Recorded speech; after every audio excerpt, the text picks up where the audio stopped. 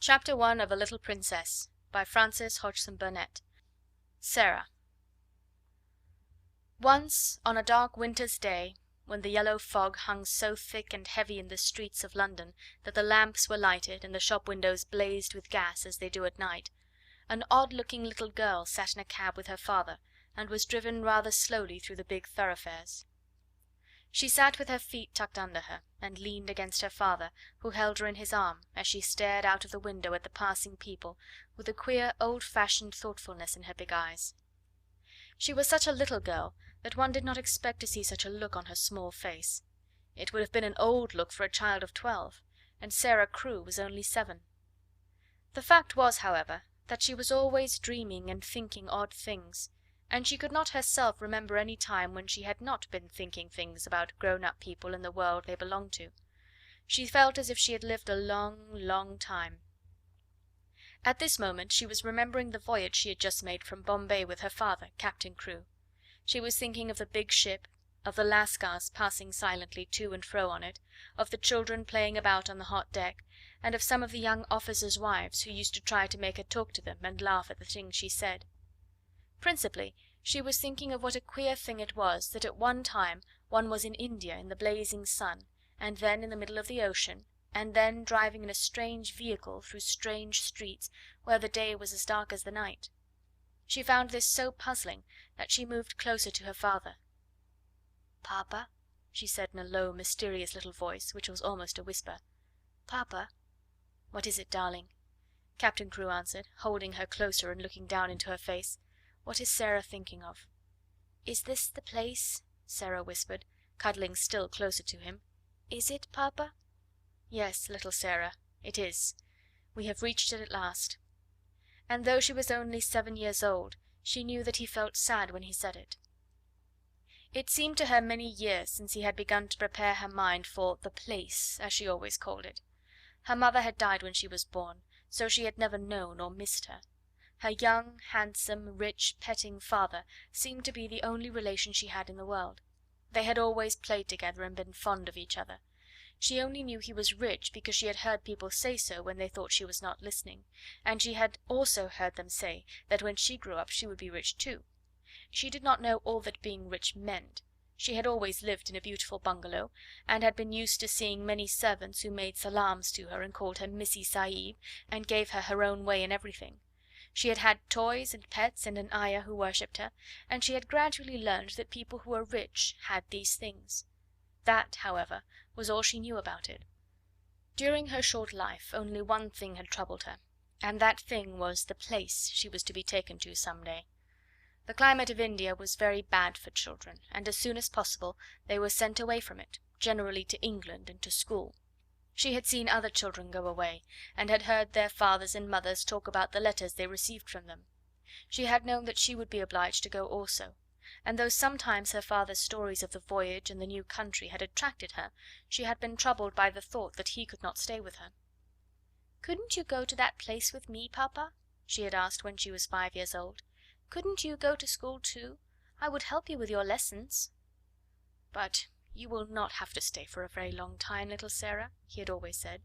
"You will go to a nice house where there will be a lot of little girls, and you will play together, and I will send you plenty of books, and you will grow so fast that it will seem scarcely a year before you are big enough and clever enough to come back and take care of papa." She had liked to think of that, to keep the house for her father, to ride with him and sit at the head of his table when he had dinner parties, to talk to him and read his books.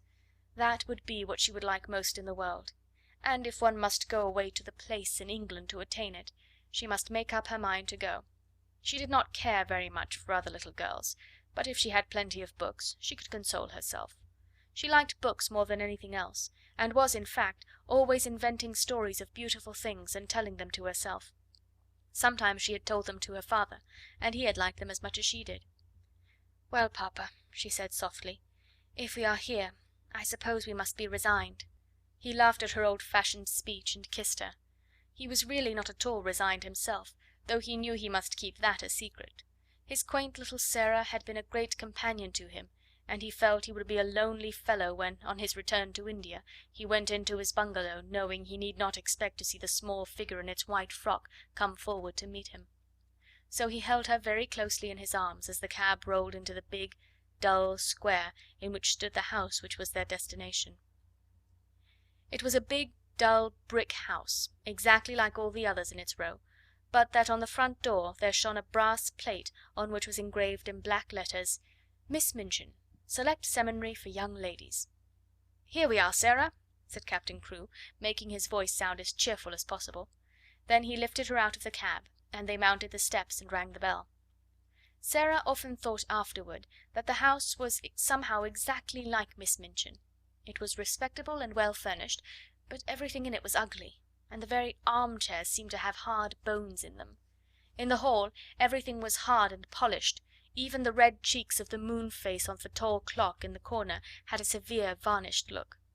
The drawing room into which they were ushered was covered by a carpet with a square pattern upon it, the chairs were square, and a heavy marble timepiece stood upon the heavy marble mantel. As she sat down in one of the stiff mahogany chairs, Sarah cast one of her quick looks about her. "I don't like it, Papa," she said, "but then I dare say soldiers, even brave ones, don't really like going into battle." Captain Crewe laughed outright at this.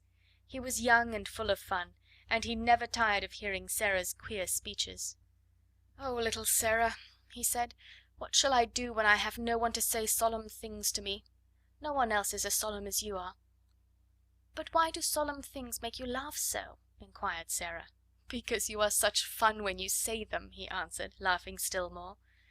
And then suddenly he swept her into his arms and kissed her very hard, stopping laughing all at once, and looking almost as if tears had come into his eyes. It was just then that Miss Minchin entered the room. She was very like her house, Sarah felt, tall and dull and respectable and ugly. She had large, cold, fishy eyes, and a large, cold, fishy smile. It spread itself into a very large smile when she saw Sarah and Captain Crewe. She had heard a great many desirable things of the young soldier from the lady who had recommended her school to him. Among other things, she had heard that he was a rich father who was willing to spend a great deal of money on his little daughter. "It will be a great privilege to have charge of such a beautiful and promising child, Captain Crewe," she said, taking Sarah's hand and stroking it.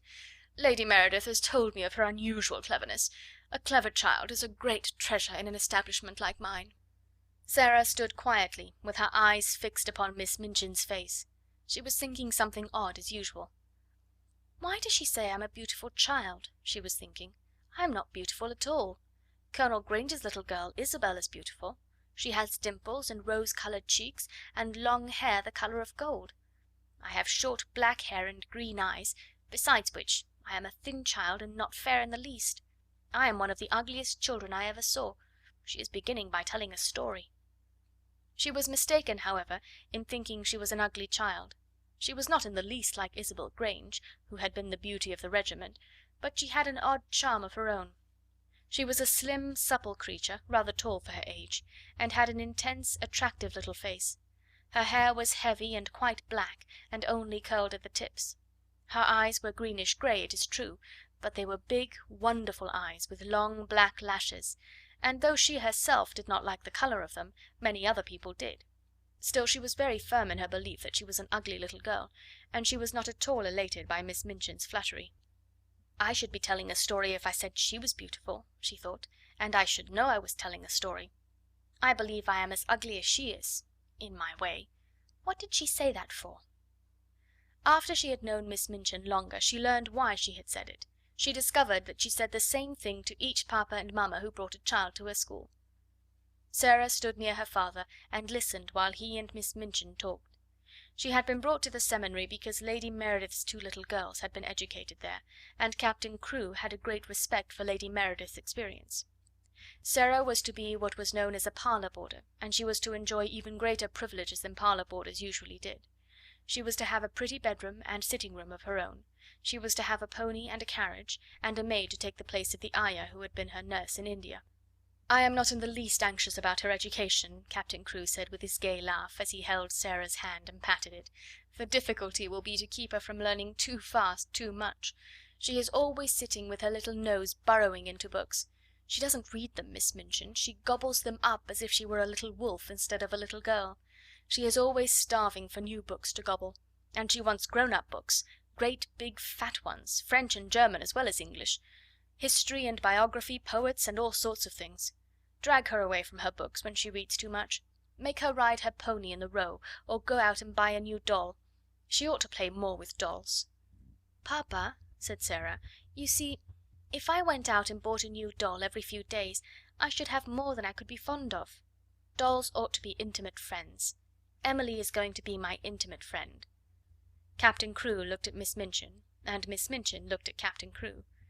"Who is Emily?" she inquired. "Tell her, Sarah," Captain Crewe said, smiling. Sarah's green-grey eyes looked very solemn and quite soft as she answered. "She is a doll I haven't got yet," she said.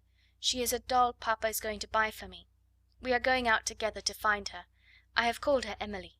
She is going to be my friend when Papa is gone. I want her to talk to about him." Miss Minchin's large, fishy smile became very flattering indeed. "What an original child!" she said. "What a darling little creature!" "Yes," said Captain Crewe, drawing Sarah close. "She is a darling little creature. Take great care of her for me, Miss Minchin." Sarah stayed with her father at his hotel for several days.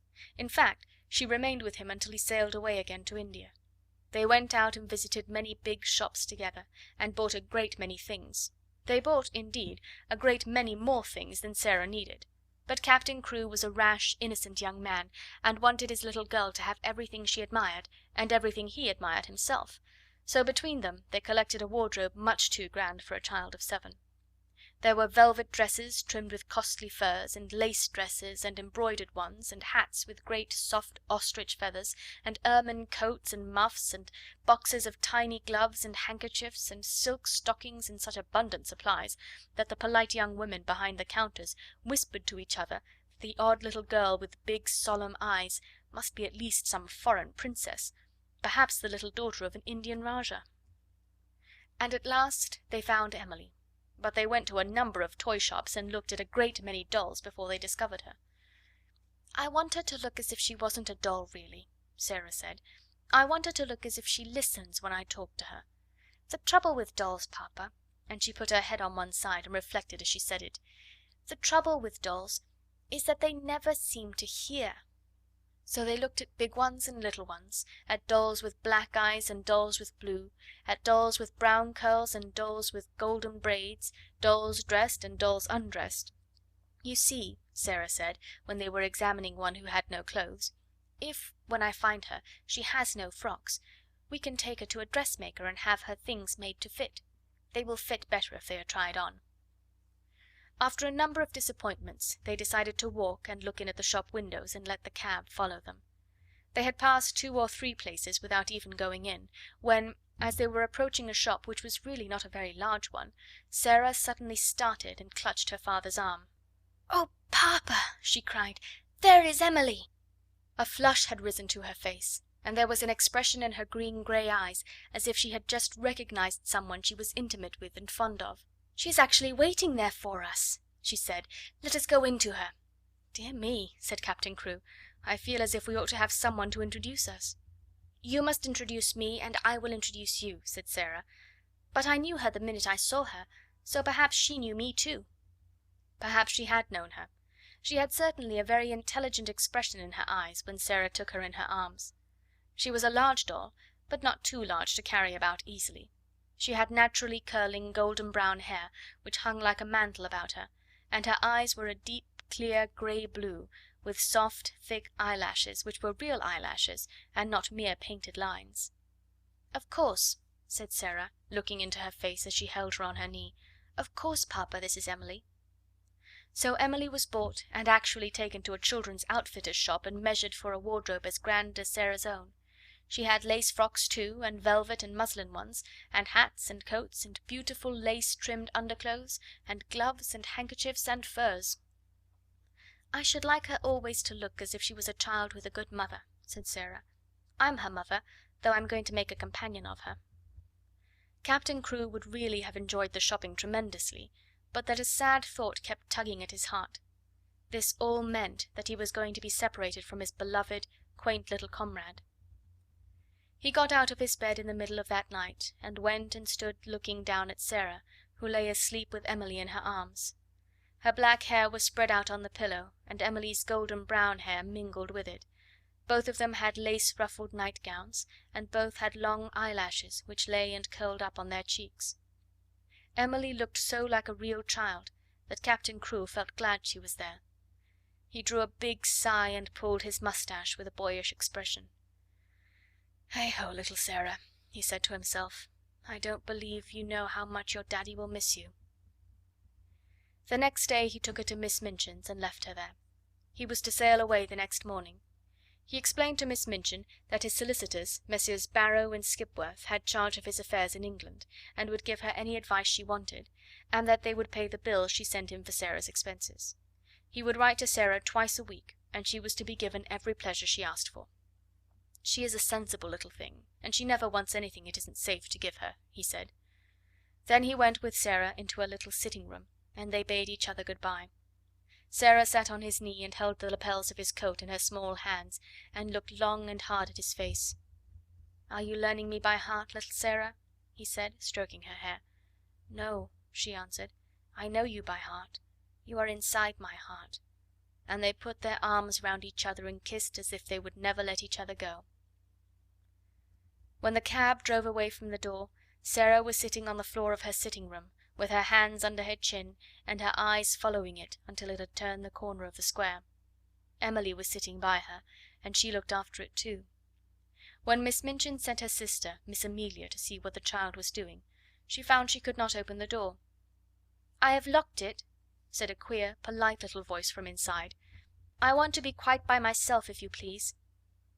Miss Amelia was fat and dumpy, and stood very much in awe of her sister. She was really the better natured person of the two, but she never disobeyed Miss Minchin. She went downstairs again, looking almost alarmed. "I never saw such a funny old fashioned child, sister," she said. "She has locked herself in, and she is not making the least particle of noise." "It is much better than if she kicked and screamed, as some of them do," Miss Minchin answered. "I expected that a child as much spoiled as she is would set the whole house in an uproar. If ever a child was given her own way in everything, she is." "I've been opening her trunks and putting her things away," said Miss Amelia. "I never saw anything like them. Sable and ermine on her coats, and real Valenciennes lace on her underclothing. You have seen some of her clothes. What do you think of them?" "I think they are perfectly ridiculous," replied Miss Minchin sharply. "But they will look very well at the head of the line when we take the school children to church on Sunday. She has been provided for as if she were a little princess." And upstairs in the locked room Sarah and Emily sat on the floor and stared at the corner round which the cab had disappeared, while Captain Crewe looked backward, waving and kissing his hand as if he could not bear to stop. End of chapter 1.